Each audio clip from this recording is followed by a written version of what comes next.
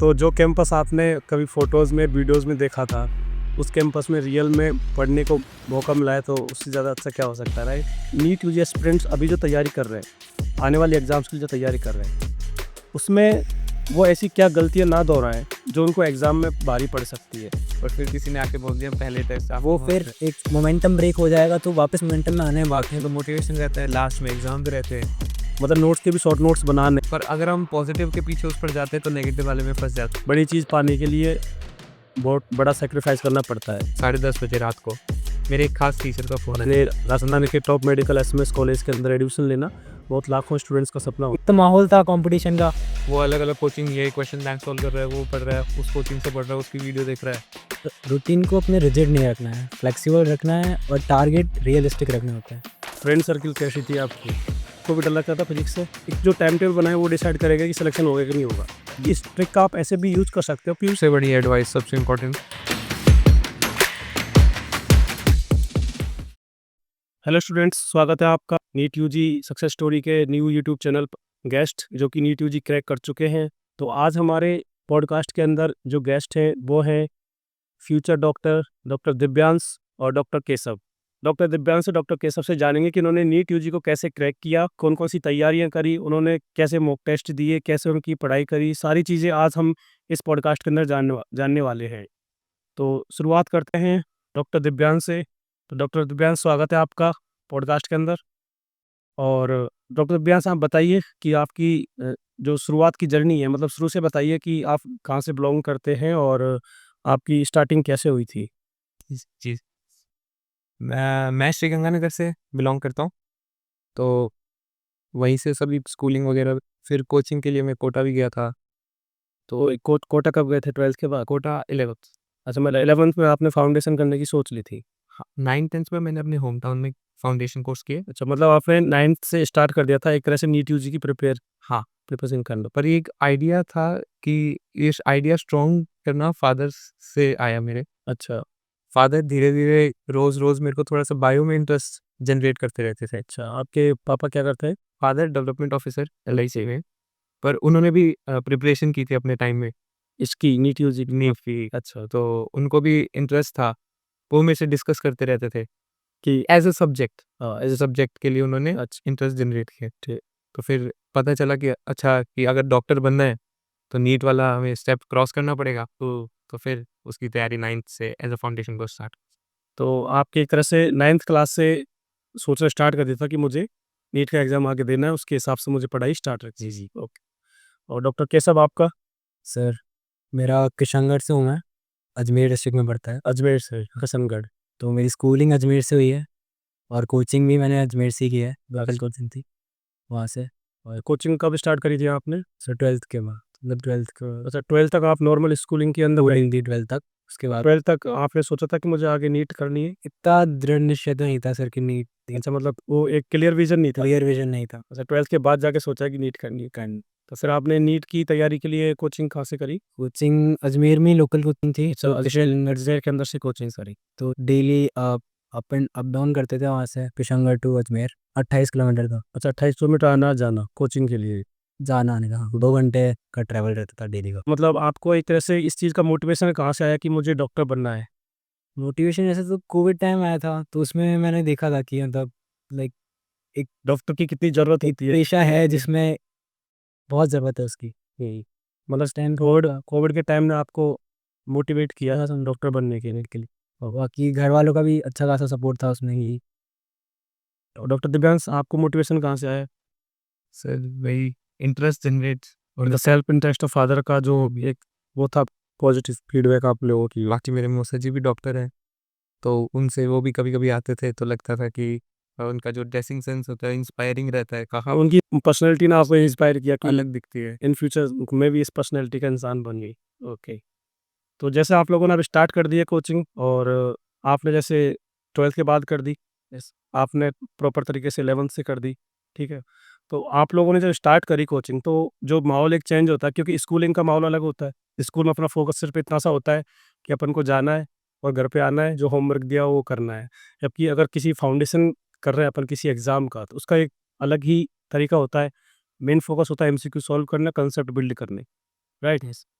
तो आप लोगों ने जैसे दिव्यांश आपने 11th में जब आप कोचिंग के अंदर गए तो कुछ अलग महसूस किया स्कूल से? हाँ सर, मतलब स्कूल में एज़ अ फॉर्मेलिटी था, क्योंकि मतलब उतना स्कूल में बस सॉफ्ट स्किल पे ज़्यादा फ़ोकस किया जाता था, कंसेप्ट बिल्डिंग और उस पे ज़्यादा नहीं रहा। एग्ज़ाम के सिनेरियो से नहीं देखा जाता चीज़ों को? बिल्कुल, बिल्कुल। बस एज़ अ कि एकेडमिक्स हमें ये कंप्लीट करना है, एग्ज़ाम देने पास होना है। सो केशव आपको क्या लगा 12th के बाद जब सीधा एक कोचिंग इंस्टीट्यूट में गए जहाँ बहुत सारे स्टूडेंट एक ही एग्ज़ाम की तैयारी कर और रहे हैं? एक माहौल था जो मतलब पुश कर रहा था कि हाँ, आप कुछ करने इतने सारे लोग भी हैं मेरे साथ में, मैं ऐसा नहीं हूँ अकेला। एक माहौल दिया था कोचिंग। तो जब पहला टेस्ट लगा था तो स्कोर क्या रहा था आपको? सर पहले टेस्ट में स्कोर 705 रहा था। 705 5 उस टाइम तो आपको बहुत अच्छा लगा होगा कि हाँ, मैं मतलब ईज़िली इस चीज़ को अचीव कर सकता हूँ, यस राइट?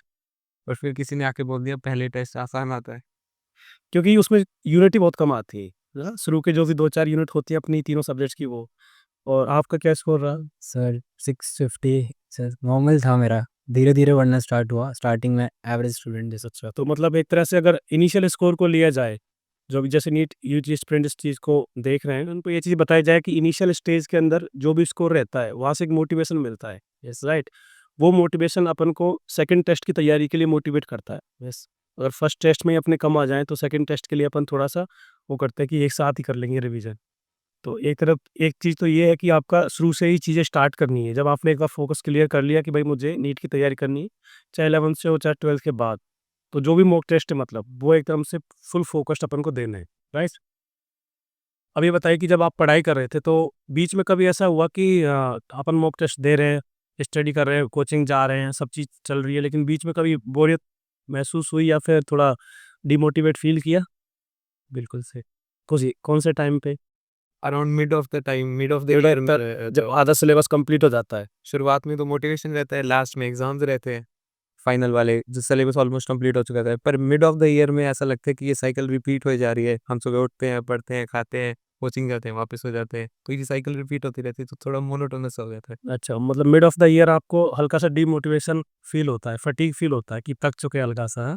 आपके साथ भी हुआ ऐसा? Yes sir. पर ऐसा स्कोर स्टैग्नेंट हो जाता है। फिर कितनी मेहनत कर लो, कितना ही कुछ कर लो, वो उस लेवल पे ही रहता है, हाँ? यस सर, वो स्टैग्नेंसी जो आई थी जब थोड़ा-सा डिमोटिवेशन सा तो फ़ील होता था।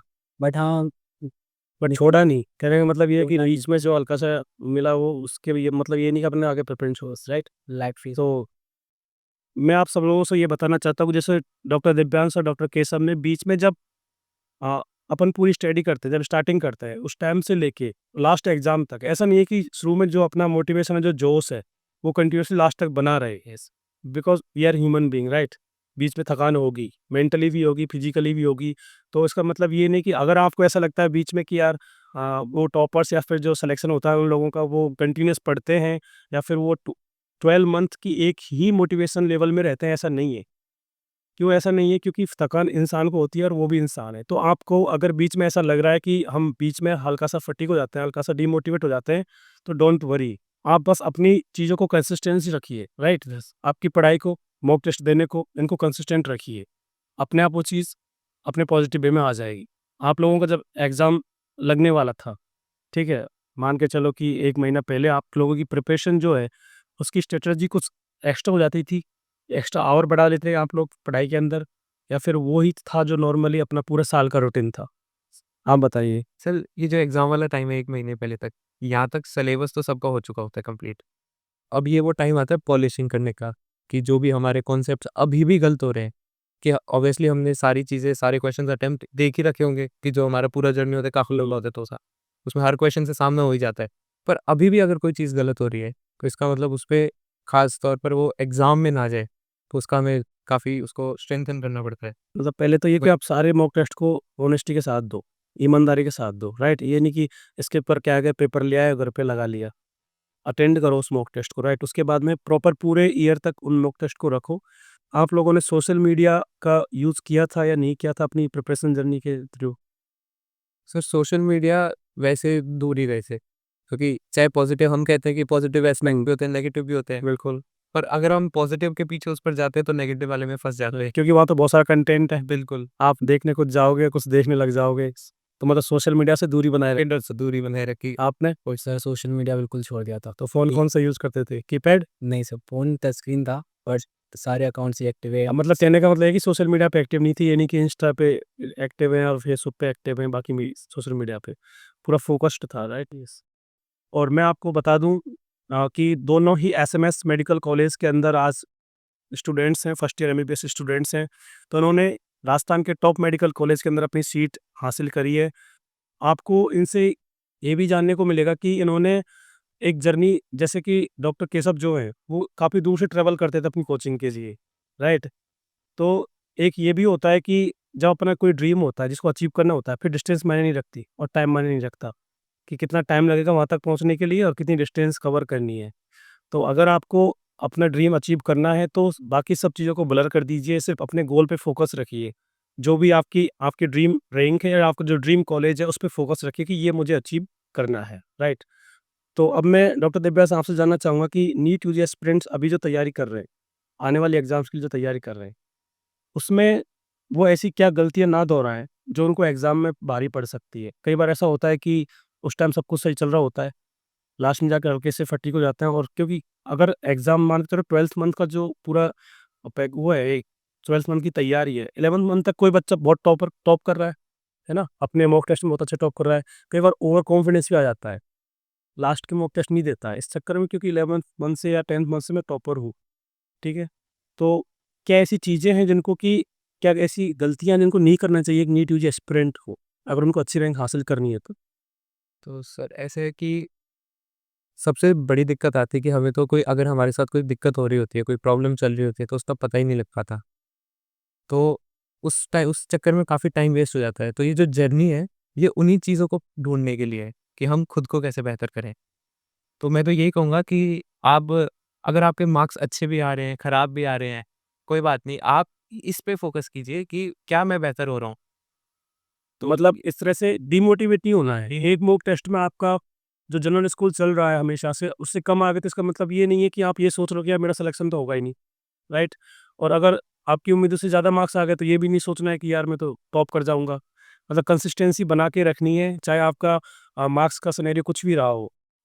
माइंड को कभी भी ओवर मोटिवेट और डीमोटिवेट वाली चीज़ों से दूर रखना है, बस कंसिस्टेंसी बनाए रखिए।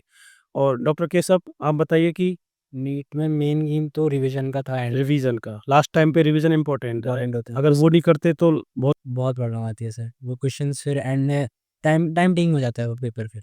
तो इसके लिए मेन तो रिसोर्सेज अपने जितने हो सके लिमिटेड रखो कि क्योंकि अगर ज़्यादा ज़्यादा रिसोर्सेज अपन रखेंगे और उस टाइम पे सिर्फ बचता अपने पास टाइम कम, तो ये कन्फ्यूज़ होता है कि किसको उठाएँ, किसको छोड़ें, राइट? वो डिफ्यूज़ नहीं होना चाहिए। हाँ, मतलब एक तरह से आपको सारे कंटेंट को जो आपने 1 साल में पढ़ा है उसको समराइज़ रखना है, यस। मतलब नोट्स के भी शॉर्ट नोट्स बनाने हैं, ताकि लास्ट टाइम पे रिवीजन हो सके, यस। राइट? ओके। और और कंसिस्टेंसी बहुत इंपॉर्टेंट है। तुम ये चीज़ नहीं कर सकते कि थोड़ा टाइम बीच में छोड़ दिया, क्योंकि वो फिर एक मोमेंटम ब्रेक हो जाएगा तो वापस मोमेंटम में आने में बहुत टाइम लगता है। तो जैसे त्योहार आते हैं, होली, दिवाली, रक्षाबंधन, इन पे आप लोगों ने एन्जॉय किया फिर इन पे पूरा? एन्जॉय किया सर, बट इतना नहीं कि छोड़ ही दी बिल्कुल पढ़ाई। जब जब तक सैक्रिफाइसेस देने होते हैं तो वो फिर मतलब आप लोगों ने काफ़ी सैक्रिफाइस किए हैं, यस सर। और करने भी पड़ते हैं। देखो, बड़ी चीज़ पाने के लिए बहुत बड़ा सैक्रिफाइस करना पड़ता है, कुछ पाने के लिए कुछ खोना भी पड़ता है। तो आज आप लोगों ने इतना बड़ा ड्रीम अचीव कर लिया है, तो वो आपके सब सैक्रिफाइसों का ही फल है। आपने जितने भी सैक्रिफाइस किए हैं, उन सब का ही आज फल है कि आप एक बहुत बड़े नामी मेडिकल कॉलेज के अंदर, जो कि लाखों स्टूडेंट्स का सपना होता है। अपने राजस्थान के टॉप मेडिकल एसएमएस कॉलेज के अंदर एडमिशन लेना बहुत लाखों स्टूडेंट्स का सपना होता है। तीनों सब्जेक्ट्स में से आपकी फेवरेट कौन-सी थी? सर मेरी तो बाइक बायो फेवरेट थी आपकी? सब बायो ही थी। बायो, ये नहीं ऑब्वियसली होनी भी चाहिए। सबसे अच्छी थी पर बायो थी। बायो। दूसरा आता है कि नीट यूजी एस्पिरेंट्स सबसे ज़्यादा डरते हैं, वो डरते हैं फिज़िक्स से। यस। तो क्या आपको भी डर लगता था फिज़िक्स से? सो फिज़िक्स से ऐसा कभी डर नहीं लगा। आपको? स्टार्टिंग में थोड़ा ऐसा लगता था, लेकिन फिर एक बार जब मोमेंटम बन गया उसके बाद ईज़ी सा था फिज़िक्स। ओके, मतलब अगर कोई एस्पिरेंट फिज़िक्स से डर रहा हो तो इसका मतलब उनको ये मैसेज दे सकते हैं कि फिज़िक्स से डरने की ज़रूरत नहीं है। बिल्कुल नहीं है। आप प्रैक्टिस करो, राइट? प्रैक्टिस जितनी अपन करेंगे वो उतना अपन को कंफर्टेबल फ़ील करा देता है, क्योंकि कुछ फ़ॉर्मूलेज़ ही हैं, वही अपन को रिपीटेडली अलग-अलग एंगल से क्वेश्चन उन्हीं पे बनता है, राइट? तो तीनों सब्जेक्ट्स में से आप लोगों की फेवरेट बायोलॉजी थी, ओके, तो क्या बायोलॉजी को सबसे ज़्यादा टाइम देते थे या फिर सबसे कम देते थे? नहीं सर, बायोलॉजी को सबसे ज़्यादा टाइम तो सबसे ज़्यादा टाइम नहीं दिया नहीं दिया, क्योंकि फेवरेट जल्दी समझ में आ जाती है। Yes sir. तो बायोलॉजी को हल्के में रखा था, बाकी जो टफ सब्जेक्ट्स हैं फिजिक्स और केमिस्ट्री, इनको ज़्यादा टाइम दिया था। तो इनके लिए कुछ अलग से भी तैयारी करी थी फिजिक्स केमिस्ट्री के लिए? यस सर, फिज़िक्स में तो क्वेश्चन प्रैक्टिस इम्पोर्टेंट होती है, तो उसके लिए मैंने जेईई मेंस के भी क्वेश्चंस किए थे जेईई मेंस तक के आपने क्वेश्चन सॉल्व किया लास्ट 5 ईयर्स। ताकि अपन को खुद का लेवल थोड़ा नॉर्मल लगे? एक मतलब नीट का लेवल अगर इस लेवल पे आता है, तो थोड़ा-सा एक लेवल ऊपर पड़ा होना चाहिए, जिससे एग्ज़ाम टाइम में एग्ज़ाम टाइम में ये फ़ील नहीं हो कि इतना हार्ड क्वेश्चन कैसे आ गया? और जल्दी हो जाते हैं वो क्वेश्चन। जेईई मेंस से क्वेश्चन कांसेप्ट डेवलप करता है। ओके, और आपने फिजिक्स के लिए कुछ अलग से किया? सर फिजिक्स के लिए वही क्वेश्चन प्रैक्टिस ही होती है कि हर तरह का सोचने का तरीका डेवलप करना है बस, तो वो किसी भी क्वेश्चन तरह से हो जाए, मेनली क्वेश्चन मैथ्स से। ठीक है, और केमिस्ट्री के लिए बारे में क्या विचार आप लोग? केमिस्ट्री में ऑर्गेनिक स्टार्टिंग में ऐसा लगता था कि कुछ रिएक्शंस एक एंड में आके एक रिलेट होती है सारी कि हाँ, ये इससे तो सीरियस ऐसे और केमिस्ट्री के जो फ़ॉर्मूलेज़ थे एक्सेप्शन जो सबसे भरे पड़े हैं केमिस्ट्री में, उनको याद करने में भी दिक्कत रही हो? विद रिवीजन अपने आप ही दिमाग में। अपने आप आ जाती है, राइट? तो देखो, अगर कोई सब्जेक्ट मान के चलो, जैसे केमिस्ट्री की बहुत सारी लोगों को लगता है कि इसकी जो फ़ॉर्मूलेज़ हैं, एक्सेप्शंस हैं, वो याद नहीं रहते हैं। तो जैसा कि डॉक्टर केशव बता रहे हैं कि शुरू में टफ लगा था, लेकिन लास्ट में जाते-जाते उनको इतना ईज़ी हो गया था कि वो चीज़ इतनी टफ रही नहीं। तो अगर आपको केमिस्ट्री या फिजिक्स कोई भी इनिशियल फेज़ में टफ लग रही है, इसका मतलब ये नहीं कि वो टफ है। वो टफ इसलिए भी लग सकता है कि हो सकता है उस सब्जेक्ट में आपके कांसेप्ट थोड़े से कम हो, है ना? अगर उस सब्जेक्ट में कांसेप्ट अच्छे से बना लेंगे अपन, उसकी कोर कांसेप्ट को समझ लेंगे, तो वो सारी चीज़ें भी समझ में आ जाती हैं। तो अगर कोई सब्जेक्ट आपको इनिशियली, कोई सब्जेक्ट तो क्या फिजिक्स और केमिस्ट्री लगेंगे, बायोलॉजी तो किसी को हार्ड लगेगी नहीं। तो फिजिक्स और केमिस्ट्री अगर आपको टफ लग रही है, तो इसका मतलब ये समझो कि वो टफ हैं। वो ईज़ी हैं, बस अपना नज़रिया बदलना है, क्योंकि प्रैक्टिस जितनी करेंगे वो अपने आप ईज़ी सब्जेक्ट्स में कन्वर्ट हो जाती है। जब आप लोग एग्ज़ाम से 1 दिन पहले एग्ज़ाम देने जा रहे थे, उससे 1 दिन पहले का रूटीन बताइए मुझे। उस दिन क्या किया था? पूरी रात पढ़े थे? प प मतलब नॉर्मल बिल्कुल सब कुछ छोड़ दिया था, बिल्कुल रिलैक्स माइंड में आ गए थे? फर्स्ट डे एग्ज़ाम से पहले वाला दिन आपका कैसा रहा? एग्ज़ाम से पहले वाला दिन कोशिश कर रहे थे कि अब पढ़ तो सभी रखा है और कुछ होगा भी नहीं 1 दिन पहले। तो सबसे ज़्यादा फ़ोकस था माइंड को पीसफुल एक बार काम करने के लिए, कि जो हमने एकदम पूरा मोमेंटम से चल रहे हैं, एक बार थोड़ा शांत करें, ठहराव लाएँ। शांत हो जाएँ, क्योंकि माइंड को भी एक तरह से रेस्ट चाहिए। जितना अपन उसको रेस्ट रख के फिर आगे जब काम में लेंगे, तो फुल एफिशिएंसी के साथ काम कर पाएगा, राइट? तो आपने वो चीज़ यूज़ करी कि माइंड को रिलैक्स दिया पूरा बिल्कुल, राइट? तो 1 दिन पहले मतलब आपने पढ़ाई छोड़ दी थी बिल्कुल। मैं बिल्कुल दिन में थोड़ी बहुत की जितनी। मतलब इतना नहीं कि अपन नर्वस भी हो रहे हैं कि ये रिवाइज़ करूँ, वो रिवाइज़ करूँ, सब चीज़ें रिवाइज़ कर लूँ, वो चीज़ नहीं करनी है, राइट? आपने? सर कुछ टॉपिक्स थे जो मैंने सोचा था कि एंड के लास्ट डे पे देख जाऊँगा, तो वो बस वो नहीं देखे, ऊपर-ऊपर से वो देखे। और खाना एक बहुत लाइट किया था मैंने उस टाइम कि अगले दिन पेपर था, तो ये डर रहता है सर कि कि कुछ स्टमक प्रॉब्लम नहीं हो रहा है, राइट? कुछ है। फिर डाइजेस्ट प्रॉब्लम नहीं हो जाए। और नींद पूरी अच्छे से ली थी। फिर सुबह एक वॉक करी थी और घूमने गया। मतलब एक तरह से अपने एग्ज़ाम से पहले माइंड को और बॉडी को बहुत रिलैक्स छोड़ना है, ठीक है? एक मैं पॉइंट ऐड करना चाहूँगा कि एग्ज़ाम से पहले 10:30 बजे रात को मेरे एक ख़ास टीचर का फ़ोन आया था। उन्होंने मेरे से पूछा था कि तैयारी कैसी है? बात की थी। कहा था कि अब रात तक मत पढ़ना, कुछ एडवाइस दी थी और यही कहा था कि बस अब सब है, आप कॉन्फिडेंस दिया था। हाँ, क्योंकि पूरी साल अपन पढ़ चुके। एक रात में भी अपन कुछ नहीं उखाड़ सकते, अगर बुक लेके भी बैठ जाएँ पूरी रात, उससे माइंड और नर्वस होता है। माइंड को ये फ़ील होता है कि यार इस बंदे को कॉन्फिडेंस नहीं है क्या मेरे पे, कि मैंने 12 महीने स्टोर किया है डाटा, उसमें कॉन्फिडेंस नहीं है जो अब भी पढ़ रहा है। तो माइंड को सेल्फ कॉन्फिडेंस भी आता है अगर अपन 1 दिन पहले छोड़ देते हैं इसको, है ना? अपन को खुद को आता है, माइंड को भी सेल्फ कॉन्फिडेंस आता है कि मैंने सब चीज़ें इस तरह से सेट कर रखी हैं, एग्ज़ाम के टाइम पे उनको हम यूज़ कर लेंगे प्रॉब्लम सॉल्व के लिए। तो क्योंकि टीचरों को देखो सब कुछ पता ही होता है। तो ऐसे मतलब टीचर से कॉन्टैक्ट में रहे या फिर ऐसा टीचर्स का रोल इसमें काफ़ी ज़्यादा रखा है। इस जर्नी में, पूरी जर्नी में कोई भी हमें डाउट आ रहा है एकेडमिक से रिलेटेड, उसके अलावा भी जैसे अभी हमें टीचर ने पूछा था, बताया था, गाइड किया था, तो इस गाइडेंस में टीचर्स का बहुत अच्छा था। हाँ, तो मतलब एक तरह से गाइडेंस भी बहुत ज़रूरी है।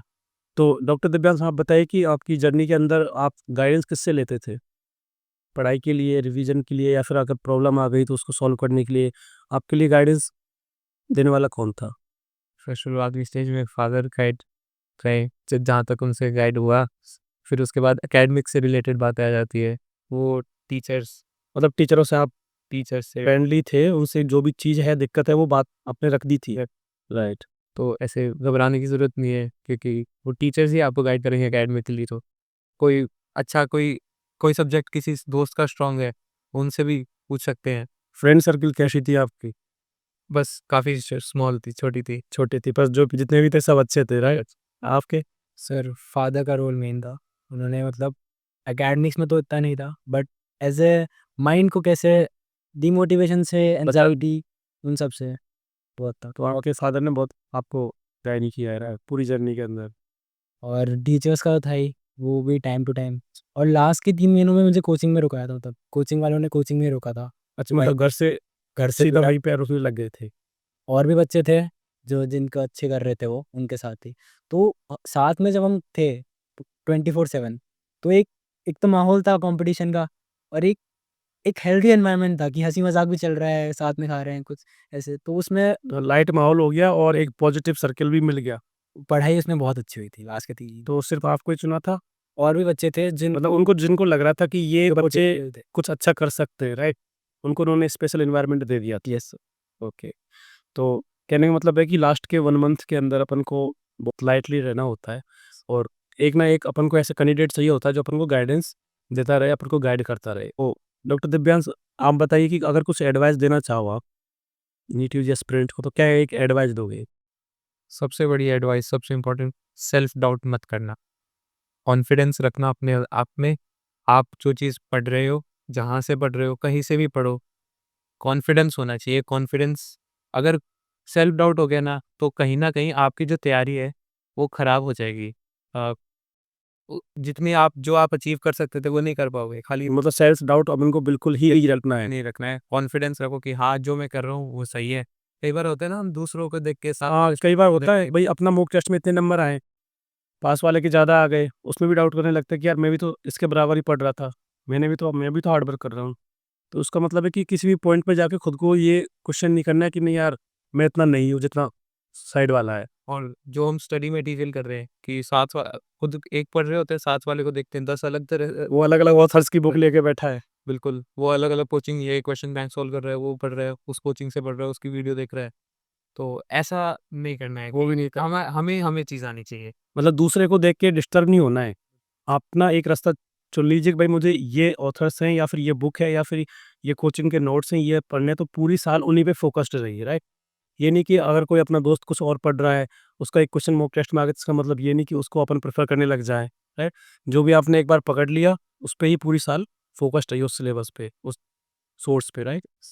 और आप अगर कोई एडवाइस देना चाहें? सर रूटीन को अपने रिजिड नहीं रखना है, फ्लेक्सिबल रखना है, और टारगेट रियलिस्टिक रखने होते हैं मतलब रूटीन को ऐसा स्ट्रिक्ट नहीं रखना है कि कि इस टाइम ये कर लूँगा, वो कर लूँगा। ये सिर्फ़ थ्योरेटिकल पेपर पे अच्छा लगता है, राइट? पेपर पे अच्छा है। जब प्रैक्टिकल इस चीज़ को अप्लाई करते हैं तो 1 या 2 दिन चलता है, तीसरे दिन वो रूटीन टूट वो जाता है। बर्नआउट आ जाता है, बर्नआउट पे से आता है कि वही, तो वो चीज़ नहीं करनी है। तो देखो, मैं आपको बताना चाहता हूँ कि आप भी अगर ऐसा करते हो कि मैंने आज टाइम टेबल बना लिया, आज मैंने पढ़ाई करने का सोच लिया कि 1 मंथ में मुझे ये सारे चैप्टर्स कंप्लीट करने हैं, इतना सिलेबस कवर करना है, और 2 या 3 दिन आप बिल्कुल डेडिकेट होके पढ़ते हो, मोटिवेट होके पढ़ते हो, तीसरे दिन, चौथे दिन आपको लगता है कि यार ये चीज़ें मिस हो गई, मैं सुबह नहीं उठ पाया या फिर ये सिलेबस नहीं कर पाया, तो इसका मतलब ये नहीं है कि आप उन चीज़ों को छोड़ दो, ठीक है? जैसा कि डॉक्टर केशव बता रहे हैं कि अगर वो चीज़ें थोड़ा प्लस माइनस हो भी जाती हैं, तो इसका मतलब ये नहीं कि वो एक जो टाइम टेबल बना है, वो डिसाइड करेगा कि सिलेक्शन होगा कि नहीं होगा। वो डिसाइड नहीं करेगा। अगर आपका मन है, तो आप कभी भी पढ़ सकते हैं, राइट? अगर आपका मन है, तो आप एक ही जगह 4 घंटे पढ़ सकते हैं। तो टाइम टेबल बनाना ज़रूरी है, उससे क्या है, एक ओरिएंटेशन रहता है कि मेरा टाइम इधर-उधर एक्शन ना जाए। लेकिन टाइम टेबल अगर फॉलो नहीं हो पाता है, तो इतना अपने आप को सेल्फ डाउट भी नहीं करना है कि यार मैं तो नहीं कर पाऊँगा, मेरे से टाइम टेबल फॉलो नहीं हो रहा, राइट? तो ये भी एक अच्छी बात है कि आप टाइम टेबल बनाइए, उसके अकॉर्डिंग चलिए, बट अगर फॉलो नहीं होता है तो डिमोटिवेट मत होइए, राइट? अपनी पढ़ाई को जारी रखिए, अपने आप एक रूटीन पे आ जाओगे। ये डिसिप्लिन के साथ एक मेंटल प्रेशर भी लाता है कि हमें ये अचीव करना ही करना है। हाँ, उस अब हमारा जो बड़ा टारगेट है, नीट अचीव करना, या जो भी रैंक लाना, तो उसको अगर हम छोटे-छोटे पार्ट्स में बाँट लें कि इस दिन के एंड में मेरे को ये करना है। ऐसे नहीं कि इस घंटे के एंड में, इस मिनट के एंड में, इस आधे घंटे बाद, 15 मिनट के अंदर। मतलब तो छोट नैरो नैरो टाइम नहीं रखना है। नैरो टाइम रखने से दिमाग पे प्रेशर आता है, राइट? यार 1 घंटा हो गया, इस टाइम पे तो मेरा ये वाला टॉपिक होना था और ये हुआ नहीं है, तो वो 1 घंटा ही आपका पूरा दिन खराब कर देगा, फिर आगे क्या पढ़ेंगे, राइट? मतलब नैरो अपन को नैरो टाइम टेबल नहीं रखना, हल्का सा ब्रॉड रखिए उस टाइम टेबल को, पर डे रख लीजिए, पर वीक रख लीजिए, है ना, कि मुझे इस वीक में ये सारी चीज़ें कंप्लीट करनी है, या फिर पर डे के हिसाब से स्टार्ट कर पर वीक तक जा सकते हैं। एक रोज सुबह उठते ही और सोने से पहले, कि सुबह उठते ही पूछे कि आज मुझे क्या-क्या करना है, रोज सोने से पहले आज मैंने क्या-क्या किया। ब उससे हमें ट्रैक भी रहेगा। इससे एक तो पूरे पूरे दिन की एफिशिएंसी पता लगती है कि अपन ने पूरे दिन में कुछ एफिशिएंट किया है कि नहीं किया है। तो ज़रूरी है, आपने ये बहुत अच्छा पॉइंट बताया कि सुबह उठने से पहले ये डिसाइड करना है कि आज करना क्या है, और सोने से पहले अब सेल्फ क्वेश्चन करना है कि आज जो मैंने सुबह बोला था कि ये करना है, वो कितना परसेंट में कर पाया हूँ। क्योंकि अगर अपन रोज़ क्वेश्चन अपने आप से करेंगे तो एक तरह से खुद को ही शर्म आने लग जाती है कि मैं सुबह तो सोचता हूँ, शाम तक कर नहीं पाता हूँ, तो अपने आप सेल्फ मोटिवेट होंगे उस चीज़ से, राइट? ओके। फिर हमें अपनी दिक्कतें भी पता चली, अगर मैं नहीं कर पाया तो क्यों नहीं कर पाया? हाँ, इसके उन उन चीज़ों को ढूँढो, और क्या रीज़न क्या रहे, राइट? खुद का नाम आज मैंने ये टॉपिक करने की सोची थी, पर मैं नहीं कर पाया क्योंकि कोई दोस्त आ गया था घर पे, या फिर मैं कहीं चला गया था। तो जब अपन कल उसको एनालाइज़ करने बैठेंगे तो अपन उस चीज़ को एलिमिनेट कर सकते हैं कि नहीं यार, अब मुझे ऐसे बार-बार दोस्तों के पास नहीं जाना। तो मतलब डेली का अपन एनालाइज़ करके उस चीज़ को हटा सकते हैं जो डिस्टर्ब कर रही है चीज़ अपन के। डॉक्टर दिव्यांश ये बताइए कि जब आपका सिलेक्शन हो गया, डी2जी में सिलेक्शन हो गया, और जब आपको पता चला कि मुझे एसएमएस मेडिकल कॉलेज मिला है, तब आपको कैसा फ़ील हुआ? मतलब जिस चीज़ का इतने टाइम से वेट था, कि सब कह रहे थे कि ये होगा, ये होगा, ये होगा, तो एक्चुअल में वो चीज़ होते हुए ना ऐसा थोड़ा काफ़ी ओवरवेलमिंग सा लग रहा था कि क्या बात। हाँ, तो जो कैंपस आपने कभी फ़ोटोज़ में, वीडियोज़ में देखा था, उस कैंपस में रियल में पढ़ने को मौका मिला है, तो उससे ज़्यादा अच्छा क्या हो सकता है, राइट?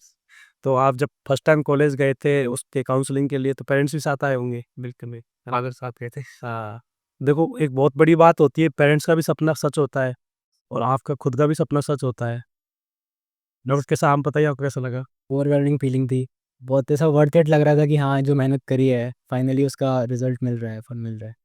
तो बहुत अलग था वो भी। अब तो बिल्कुल एक मेमोरियल डे बन गया हो गया, लाइफ़ टाइम वो दिन याद रहेगा, राइट?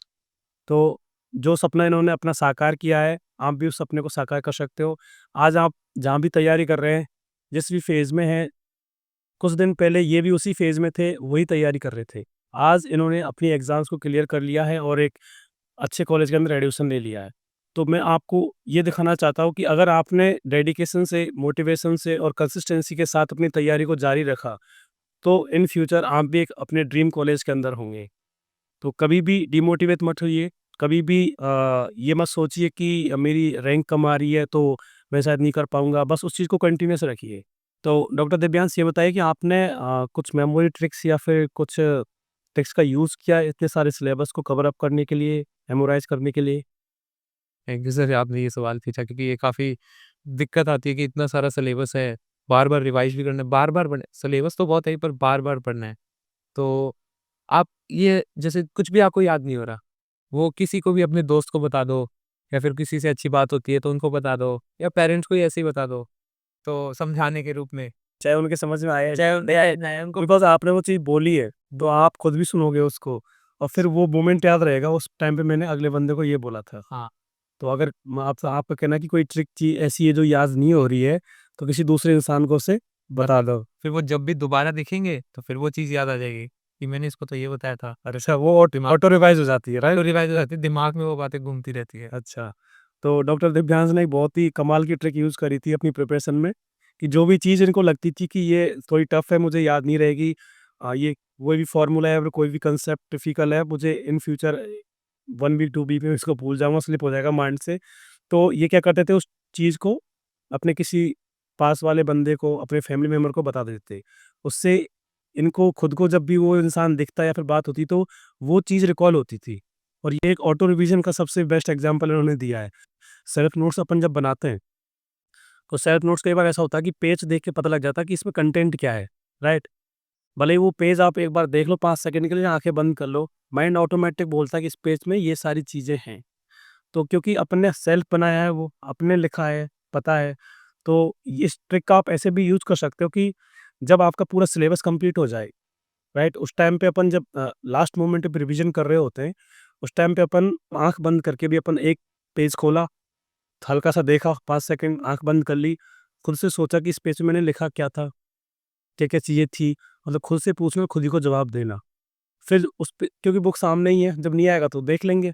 तो पर एक बार ये है कि दिमाग में जो चीज़ क्वेश्चन मार्क हो जाती है कि यार कुछ याद तो लिख तो रहा था पर याद नहीं आ रहा, और जब पेज को खोलेंगे तो बहुत इम्प्रेशन जमा करता है अपने माइंड पे, बहुत बड़ा वाला इम्प्रेशन। तो ये भी एक ट्रिक है। तो ये थी हमारी आज की podcast future doctor doctor Divyansh और डॉक्टर केशव के साथ। तो आप लोगों आज आए और यहाँ पे आके अपनी नीट यूजी एस्पिरेंट्स को मोटिवेट किया, उसके लिए बहुत बहुत धन्यवाद। और मैं चाहूँगा कि आप लोगों की वजह से अगर एक भी व्यूअर को, एक भी ऑडियंस को, एक भी नीट यूजी एस्पिरेंट को मोटिवेशन मिलता है तो आज की पॉडकास्ट सक्सेसफुल है हमारी। Thank you so much.